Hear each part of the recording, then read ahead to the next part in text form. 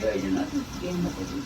ମୁଁ ଆପଣମାନଙ୍କୁ କାଲି କହିଥିଲି ଯେ ସ୍ୱତନ୍ତ୍ର ପାଠ କିଛି ବୁଝିବା ପାଇଁ ମୁଁ ପୁତ୍ର ଗାଇବି ଆଉ ବୁଝେଇବି। ଆଜି ମୁଁ ଗୋଟେ କଥା କହିବି ପାଠ କରିବା ଆଗରୁ, ମାନେ ମା ଅଶେଷ ତାଙ୍କର ଆଶୀର୍ବାଦ ଥାଏ।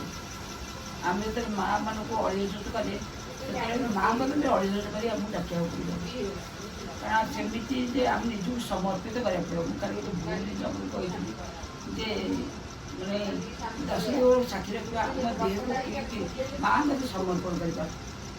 ମୁଁ ଅଲଗାଟା କହିଦେଇଥିଲି, ସେଥିପାଇଁ କ୍ଷମାପ୍ରାର୍ଥନା ମାଗୁଛି।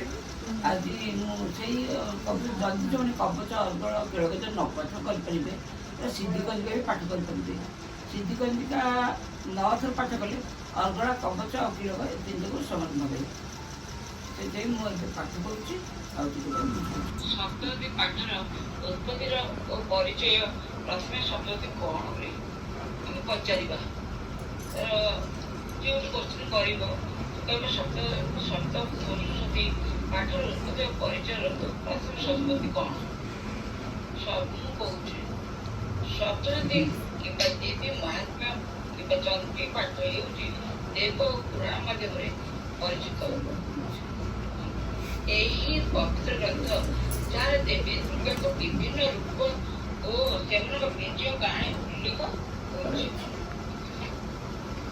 ଏହି ଗ୍ରନ୍ଥ ମାର୍କଣ୍ଡ ପୁରାଣରେ ଅଂଶ ଭାବରେ ଜଣାପଡ଼େ ଓ ଏଥିରେ 13 ଅଧ୍ୟାୟ ଓ 700 ଶ୍ଲୋକ ରହିଛି।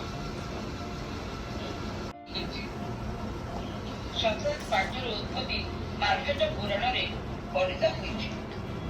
ଏହାର ମୂଳ କାହାଣୀ ହେଉଛି ବିଶ୍ୱାସ ଅନୁସାରେ ମହିଷାସୁର, ଶୁମ୍ଭ, ନିଶୁମ୍ଭ ଓ ମଧୁକୈଟବର ଆଦି ରାକ୍ଷସଙ୍କୁ ଦେବୀଙ୍କ ଦେବୀଙ୍କୁ ଧ୍ୱଂସ କରିବା ପାଇଁ ଦେବୀଙ୍କ ବିଧ୍ୱଂସଙ୍କ କଥା ଆଧ୍ୟାତ୍ମିକ। ଏହି 3ଟି ମୁଖ୍ୟ ଯୁଦ୍ଧରେ ଦେବୀଙ୍କ ବିଜୟ ଓ ସେମାନଙ୍କର କୃପାର ସ୍ମରଣ ନିମନ୍ତେ ଶବ୍ଦଟି ପାଠ କରାଯାଏ। ମହିଷାସୁର ବିଧ୍ୱଂସ। ମହିଷାସୁର ଏକ ବଳଶାଳୀ ରାକ୍ଷସ ଥିଲା, ଯେଉଁଥିରେ ଦେବୀ ଦୁର୍ଗା ତାଙ୍କ ଜଗତ ରକ୍ଷା ଓ ସମସ୍ତ ଦେବୀ ଶକ୍ତି ନେଇ ସେ ରାକ୍ଷସଙ୍କୁ ବିଧ୍ୱଂସ କରିଥିଲେ। ଏହି ଯୁଦ୍ଧରେ ଦେବୀଙ୍କୁ ବିଜୟ ଏବଂ ତାଙ୍କର ଶକ୍ତି ପ୍ରଦର୍ଶନ କରାଯାଇଥାଏ। ମଧୁକୈଟବ 2 ଜଣ ଭାଇ ଥିଲେ, ଯେଉଁମାନେ ଦେବୀଙ୍କୁ ନିର୍ଯାତନା ଦେଇ ତାଙ୍କ ସ୍ୱାର୍ଥ ପୂରଣ କରୁଥିଲେ। ଏଥିରେ ଦେବୀଙ୍କ ଶକ୍ତି ଉଲ୍ଲେଖ ହୋଇଛି, ଯେଉଁଥିରେ ସେମାନଙ୍କ ବିନାଶ କରୁଥିଲେ। ଶୁମ୍ଭ ନିଶୁମ୍ଭ ବିଧ୍ୱଂସ। ଶୁମ୍ଭ ଓ ନିଶୁମ୍ଭମାନେ ଏକାଠି ହୋଇ ଦେବୀମାନଙ୍କୁ ବିନାଶ କରିବାକୁ ଉଦ୍ଦିଷ୍ଟ ଥିଲେ। ଏହାକୁ ଠେକାଇବା ପାଇଁ ଦେବୀ ଦୁର୍ଗା ତାଙ୍କର ଶକ୍ତି ପ୍ରଦର୍ଶନ କରି ସେମାନଙ୍କୁ ବିନାଶ କରିଥିଲେ, ଯୋଉ ମାର୍କଣ୍ଡ ପୁରାଣରେ କୁହାଯାଇଛି। ସପ୍ତଶତୀ ପାଠର ମୂଳ ସ୍ତୋତ୍ର ମାର୍କଣ୍ଡ ପୁରାଣରେ ଅଛି।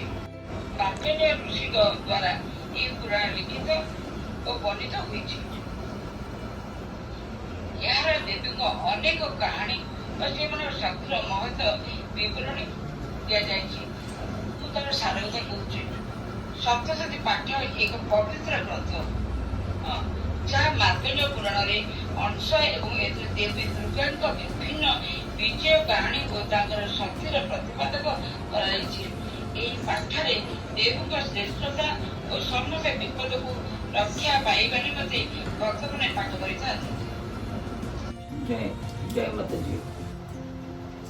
ଆପଣ ଯଦି କହିଛୁ ନା ଟିକେ ଆଗରୁ ଅର୍ଗଳ କିଳକ ଏଭଳି ପାଠ କରିପାରିବେ, ଆଉ ଯଦି ନ ପାଠ କରିପାରିଲେ ଆମେ ମାନେ ଏଇଟାକୁ ପାଠ କରିପାରିବା। କୋଉଟା ଆମର ସିଦ୍ଧି କୁଞ୍ଜିକା ଟିକେ ପଢି ଦଉଛି। ଶୁଣୁ ଦେବୀ ପ୍ରବକ୍ଷ୍ୟାମି କୁଞ୍ଜିକା ସ୍ତୋତ୍ରମୁତ୍ତମମ୍ येन मन्त्र प्रभावेण चण्डी जापः शुभ भवेत्।